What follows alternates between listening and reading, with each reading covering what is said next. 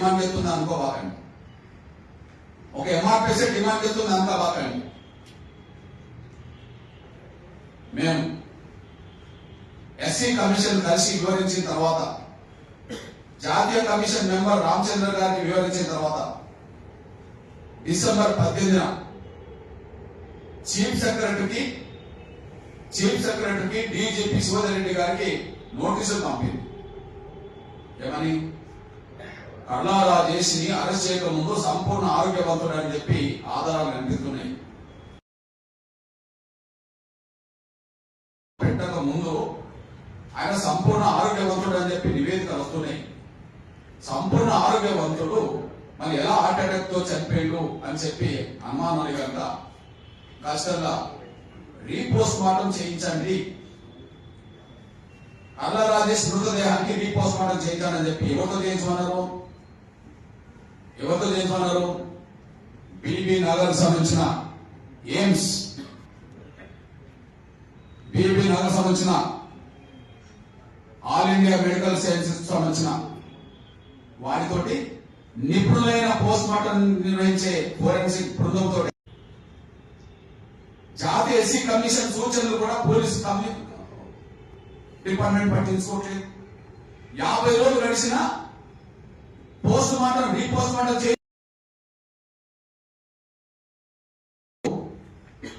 ఎందుకు చేయించలేకపోతుందో చెప్పట్లేదు.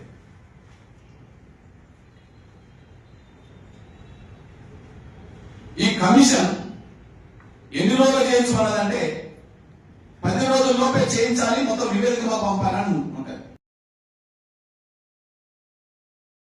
మాకు రిపోర్ట్ పంపాలని ఉంటుంది. 10 రోజులు పోయి 50 రోజులు దాటిపోయింది, వాళ్ళు రీపోస్ట్ మార్టం చేయించట్లేదు.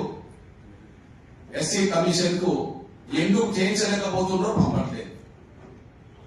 ఇక తదుపరి డిపార్ట్మెంట్ పరంగా ఏం నిర్ణయం తీసుకుంటుందో మేము కూడా వేచి చూడబోతున్నాం. డీజీపీ గౌరవ శివధర్ రెడ్డి గారిని కలుస్తాం, మరొకసారి అప్పీల్ చేస్తాం. ఇక్కడ నాకున్న ప్రాథమిక సమాచారం ప్రకారం జిల్లా నుంచి ప్రాతినిధ్యం వహిస్తున్న ఉత్తమ్ కుమార్ రెడ్డి గారు రాజకీయంగా పోస్ట్ మార్టం జరగకుండా అడ్డుపడుతున్నది వాళ్ళిద్దరు అయితే, డిపార్ట్మెంట్ పరంగా పోస్ట్ మార్టం రీపోస్ట్ మార్టం జరగకుండా అడ్డుకుంటున్నది ఎస్పీ గారు. ఎస్పీ గారు సూర్యాపేట జిల్లాలో ఉన్నంత వరకు కర్లా రాజేష్ లాకప్ డెత్ సంబంధించిన సాక్ష్యాలన్నీ కనుమరుగు చేసే ప్రయత్నం చేస్తుంటారు. సాక్ష్యాలన్నింటినీ తుడిచేసే ప్రయత్నం చేస్తుంటారు. అందుకు ప్రధాన సాక్ష్యంలో ఎస్సీ కమిషన్ అడిగింది 10 రోజుల్లో 10 తారీఖు మాట్లాడింది 10 రోజుల్లో Kodad rural Chilukur police station లో సీసీ ఫుటేజ్లను భద్రపరిచి పంపండి అని. 10 రోజుల్లో Kodad rural CI Chilukur SI సంబంధించిన పోలీస్ స్టేషన్ సీసీ ఫుటేజ్లను భద్రపరిచి పంపండి అని. బహుశా వాళ్ళు ఇప్పటికీ పంపలేదనే మాకు అర్థమవుతుంది. వాళ్ళు సీసీ ఫుటేజ్ బయట పెడతలేరు, అన్ని కేసుల్లో సీసీ ఫుటేజ్ గురించే ప్రెస్ మీట్ పెడుతున్నారు. మొన్న ఒక రెడ్డి ఒక అమ్మాయి వాళ్ళ ఒక కొడుకు అమ్మాయిని తీసుకెళ్లి కూతురు తీసుకెళ్లి చెన్నపల్లికి సంబంధించిన ట్రైన్ యాక్సిడెంట్ జరిగి ట్రైన్ కింద పడి చనిపోయింది. మీరు చూడండి, ప్రతి social media, print media, electronic media అంతా ఆ సీసీ ఫుటేజ్ వార్తలే చూపెడుతుంది.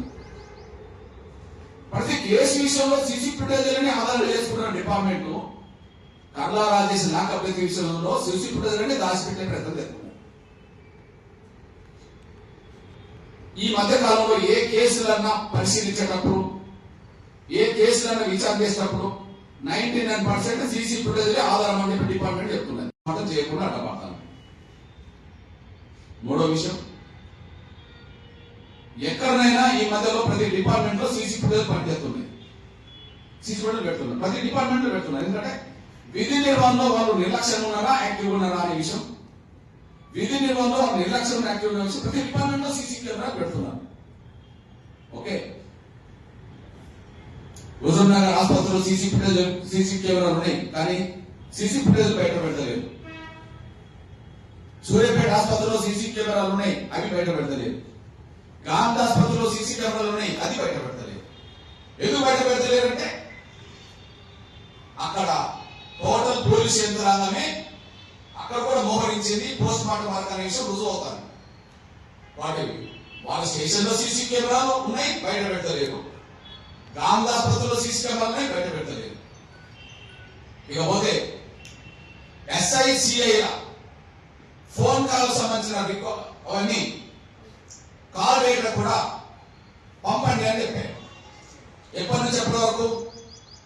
5వ తారీఖు నుంచి మొదలుకొని 16 వరకు, నవంబర్ 5 మొదలుకొని 16 వరకు, అంటే ప్రత్యక్షంగా అక్రమ నిర్బంధాలు పెట్టుకున్న రోజు నుంచి రాజేష్ చనిపోయిన 16 వరకు SICI ఫోన్ సంబంధించిన కాల్ డేటా పంపండి అని చెప్పి ఎస్సీ కమిషన్ కోరింది. బహుశా వాళ్ళ కాల్ డేటా కూడా పంపకుండా ఇప్పటికి. ఎందుకంటే వీళ్ళు ఎవరితో మాట్లాడినరు, ఎవరితో ఎంతసేపు మాట్లాడినరు అనే విషయం కూడా అక్కడ బయటపడతాయి. అంటే పోలీస్ యంత్రాంగం ఇక్కడ దోషి